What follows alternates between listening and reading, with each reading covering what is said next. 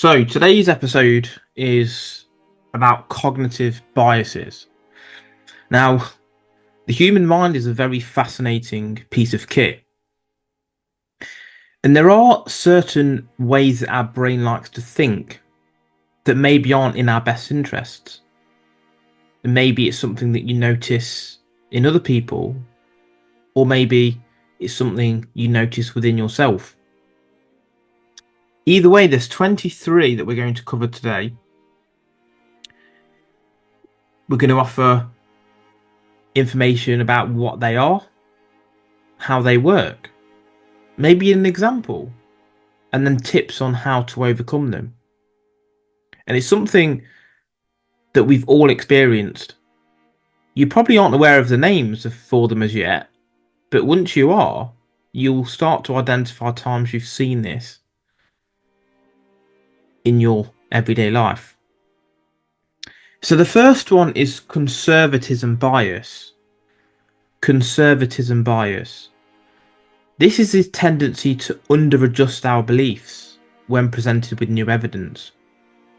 So we might see really compelling evidence to prove something, but we will still prefer to hold on to our initial beliefs. An example might be that a new scientific report or data supports climate change, or it might support smoking as being even worse for you than we'd previously imagined, or cannabis or alcohol, whatever it may be. But you'll still cling on to your original belief that smoking is good, or that climate change doesn't exist, or that alcohol in moderation is okay. To overcome this bias, we need to actually be open to new evidence. Now, obviously, we need to ensure that it's coming from a worthwhile source,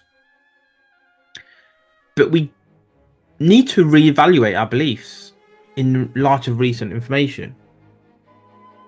And to improve your life, we need to, and we'll go through obviously all of these 23 biases, but you need to understand that you can't be stubborn in your viewpoint, because when you are,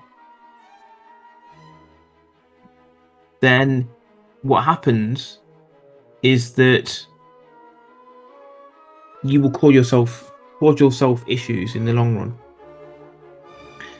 The second one is confirmation bias, a pretty well-known one. And this is the tendency to search for information that confirms one's perceptions. You will selectively notice or emphasize facts that already align with what you believe in. People do this when they search online, don't they? Prove to me that broccoli is good for you. Prove to me that broccoli is bad for you. That's a confirmation bias. You're already preempting what you want to find out. You know, if you're a conspiracy theorist, you'll only seek sources that confirm their suspicions, and if there's anything that disagrees with that, you'll see that as suspicious. Oh, it's not true, it's bullshit. Again, to overcome that, we need to understand opposing viewpoints. Look at both sides of the coin and make a fair judgment. And look at evidence objectively and don't have the blinkers on. Only then can you improve your life. Because look, if you're making decisions based on a stubborn belief that you hold, how can you ever get better? You will stay the same person, even though things are changing out there. Number 3 is sort of offspin of the first, well, 2, I suppose, is cognitive dissonance. This is where you can hold 2 or more contradictory beliefs. Now, what happens in this instance is because you hold 2 contrary beliefs, you have to either change your beliefs or justify your behavior.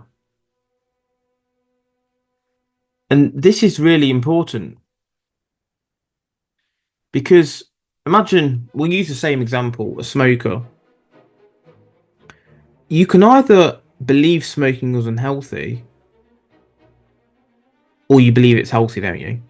Now, what if you believe it's unhealthy, but you still smoke? There's going to be one of two things happen. You're either going to quit smoking because you believe that smoking is unhealthy, or you're going to change your beliefs and downplay its risks and think, well, actually, it's not as bad as you think. I see hundreds of people smoking a day. I see people aged 90 that have smoked all their life. I've seen someone who was a healthy individual die from lung cancer. That's cognitive dissonance. To overcome this, again, we need to ensure that we apply our beliefs into our actions and have that consistency. If you understand that exercising daily is good for you, why do you not do it?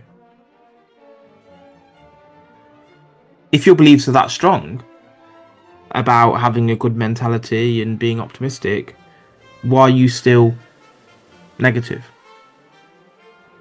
Think about it. Number 4 is hindsight bias. So, I mean, it's the sort of clues in the name, I suppose, but it's the tendency to see events as being predictable once they've occurred. Oh, I knew they were going to win 2-0. I knew he was going to get sent off. You didn't know. You didn't. Because there's probably 100 different outcomes that you played out in your head. And even if, you got one, quote unquote right, there would have been many other ones that you thought could have been right as well. And it's just a case of thinking that you were right when you maybe weren't.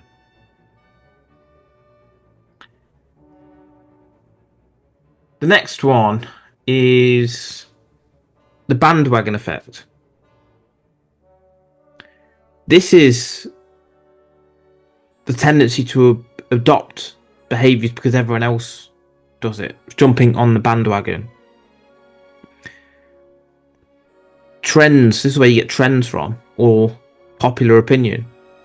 The more followers that, or the more people that follow this ideology, the more people follow after that.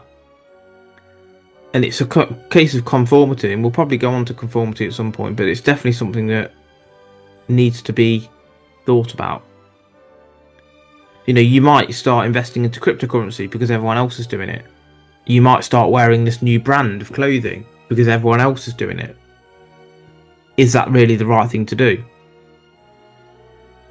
Now, to overcome this, what we should do is make decisions based on our personal values and what we think, rather than trying to fit in with the crowd, because that can cause issues for you longer term. If most people are idiots, why are you following them? Number 6 is the anchoring bias. This is where you rely too heavily on the first piece of information you encounter. The initial information serves as a reference point or obviously an anchor, affecting your future behaviour and judgment. You might see an overpriced product, or a seller might offer rather an overpriced product, knowing that the first price will anchor buyers' perceptions.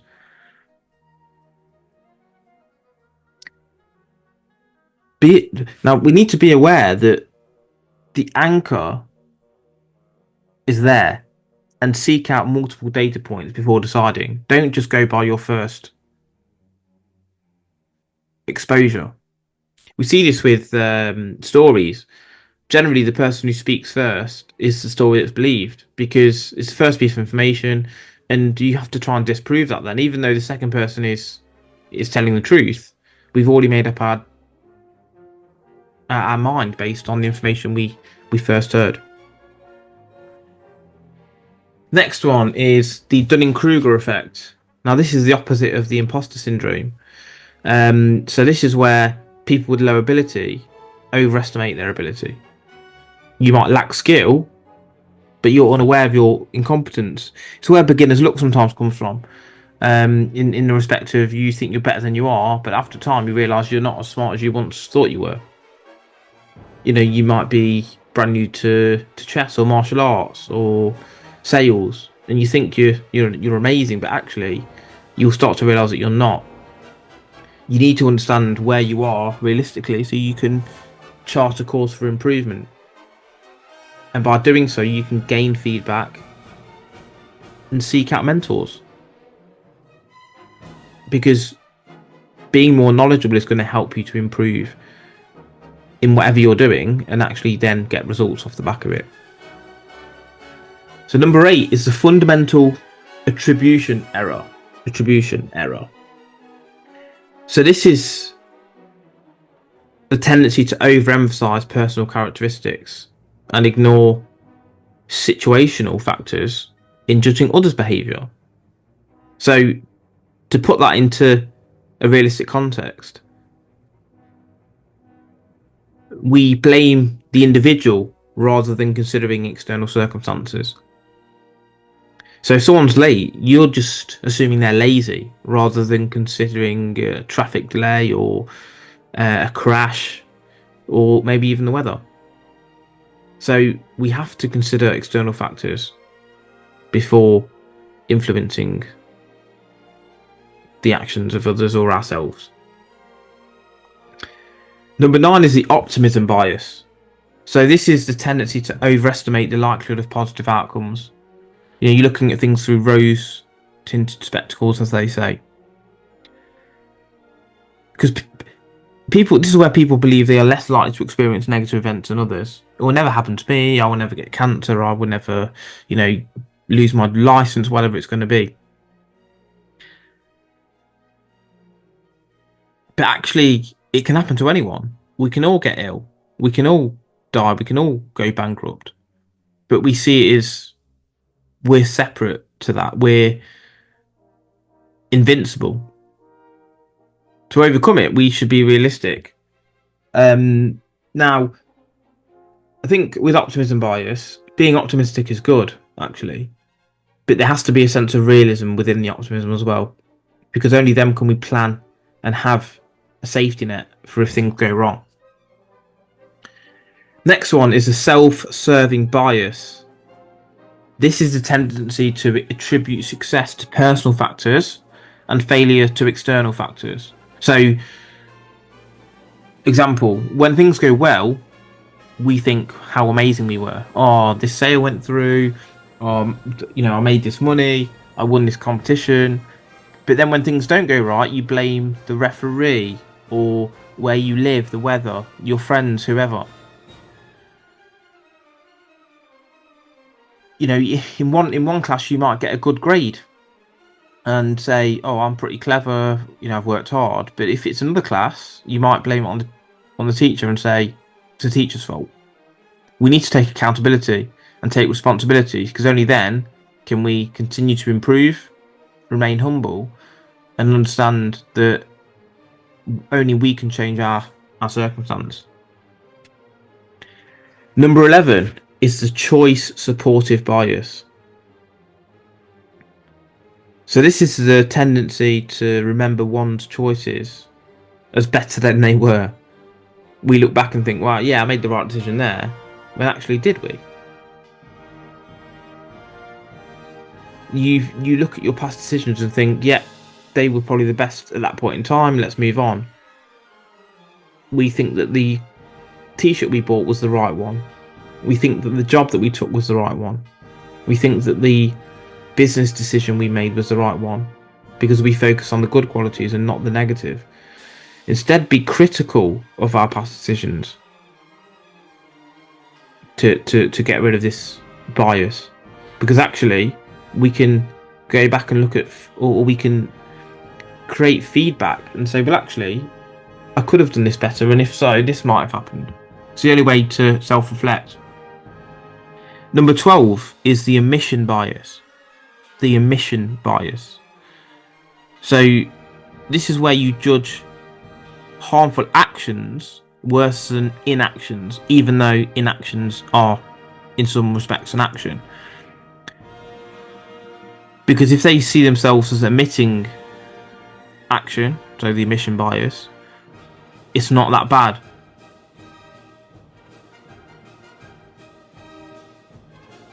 So, you might, again, this is just an example, failure to vaccinate might feel less harmful than vaccinating and experiencing side effects. So consider the full consequences of inaction, not just actions. Because, yeah, if you've taken an action and something happens, you can feel like you're responsible because you physically took a step forward. But if you don't act, actually, things can still happen, and you could have done infinitely different actions, if that makes sense. But again, people don't see that as bad as doing an action, but actually it can be the inverse. Sometimes an action is the worst thing you can do because you can regret not taking action. The gambler's fallacy. When I say this, you'll all know a cunt who said this before to you. So this is the belief that random events affect the likelihood of future events. Again, but they're both random. They mistakenly think patterns balance out when they probably don't. They believe that a coin is going to land on heads, even, they're going to think a coin is going to land on heads because 25 tails have come in, even though the likelihood of a heads coming in is no different than it was the time before. You see the same in roulette. You've got a friend who says, "Oh yeah, I knew that was going to come up," or 10 blacks have come in a row. Next one's definitely going to be red. Well, no, because it's independent. That's a gambler's fallacy. And to overcome this, understand that statistics and mathematics are important, and random events don't have memory. They're just independent of each other. Next one is the mere exposure effect. This is when you develop a preference of things because they are familiar. So you're exposed to them, and therefore you favour them. And there's no logical reason behind it. You might like a song that you've heard a few times, but you didn't like it at first, or songs that were around when you were a child. The nostalgia. To change this, understand that just because something's familiar doesn't mean to say it's in your best interests or that it reflects quality. The kebab shop down your road is maybe not the best in the world, but you think it is. Is it because you're exposed to it? Next one is the endowment effect. This is the tendency to value something highly because we own it. And example might be that you're selling a used car and you might demand more money than it's worth because it's sentimental. And actually, if you were to buy your own car, you'd probably pay less for it than what you're trying to get for it. I had this with a car and a bike recently. I would have loved to sold it for more, but actually I understood this endowment effect and saying, well, actually, realistically, how much is it worth on the open market? Understand the open market valuation and separate emotion from its monetary worth. Number 16 is psychological reactance. This is where we want to do the opposite of what someone is telling us, because you value freedom and think that rebellion is going to provide it for you. You're going to react psychologically. And therefore, you try to demonstrate your independence. Teenagers are real big for this, aren't they? They will stay out later than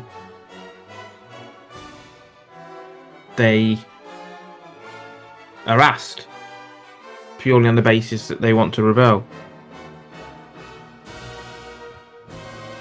Next one is Declinism.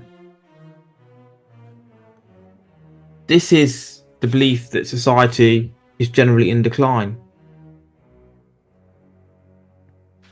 Even when evidence suggests otherwise. This is something that possibly happens today in some respects, doesn't it?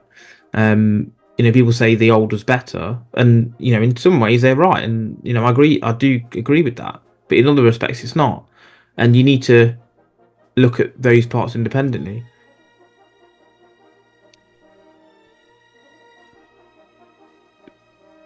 Don't romanticize the past always. Look at things objectively.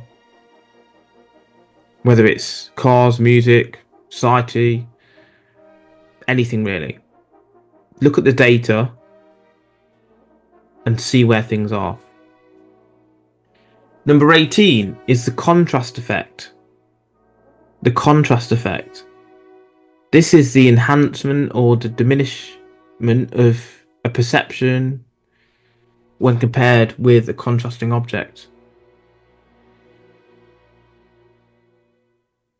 Your perception is influenced by comparisons to things. That's how we judge things. Your house compared to a mansion, your house compared to a mud hut in Africa. When we look at luxury houses, ours seems smaller somehow, doesn't it? When we see a Ferrari, our BMW doesn't seem as great. On the flip side, when we see an old banger, we think, yeah, we're not doing so bad. So we shouldn't compare ourselves always.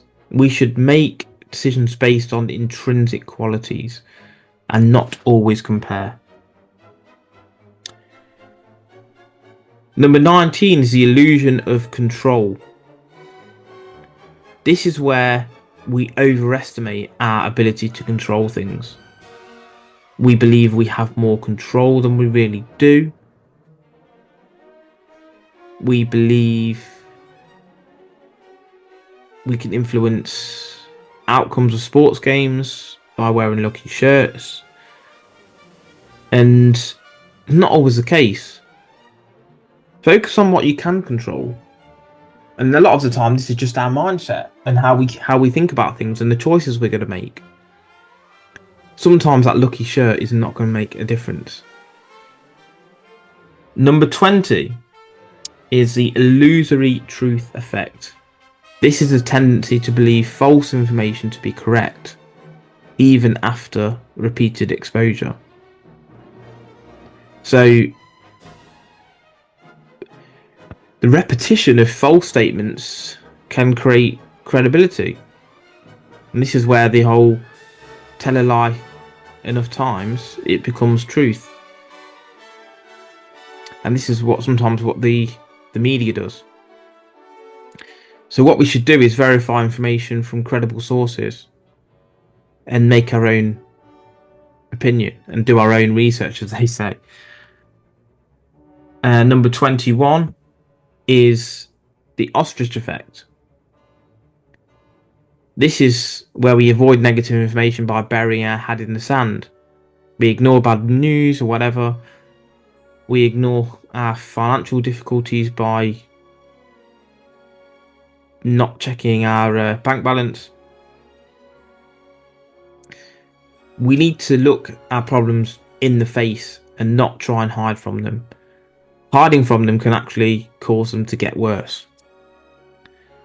The penultimate one, number 22, is the outcome bias.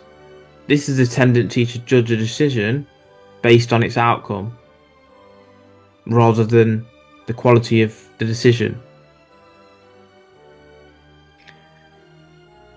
Outcomes can be indifferent to choices.